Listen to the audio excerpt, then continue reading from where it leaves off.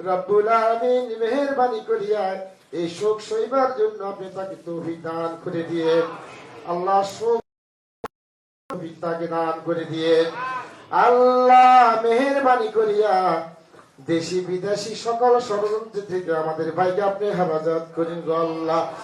এই দেশের জন্য, দেশের গণতন্ত্রের জন্য, দেশের মানুষের জন্য আল্লাহ আপনি তাকে কবুল আর মঞ্জুর করে নিয়েন গো আল্লাহ।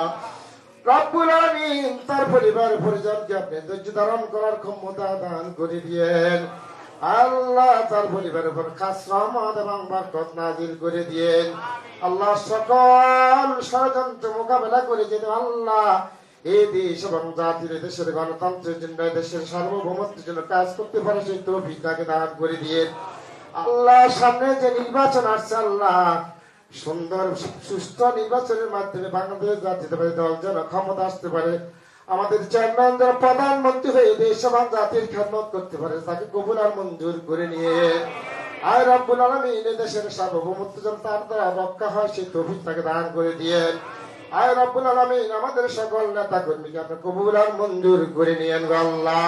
যে স্বাধীনতা থেকে শুরু করে এ পর্যন্ত যত নেতা কর্মীরা শাহাদাত বরণ করেছেন, শহীদ হয়েছেন, রব্বুল আলামিন আজকের এই দোয়া রসুলা তাদের সবাইকে আপনি কবুল আর মঞ্জুর করে নিয়েন আল্লাহ। আপনাদের সবাইকে নেক হায়াত দান করে দিয়েন। সুবহান রাব্বিকা রাব্বিল ইজ্জাতি আম্মা ইয়াসিফুন ওয়া সালামুন আলাল মুরসালিন ওয়ালহামদুলিল্লাহি রাব্বিল আলামিন।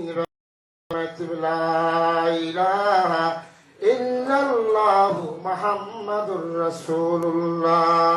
আসসালামু আলাইকুম।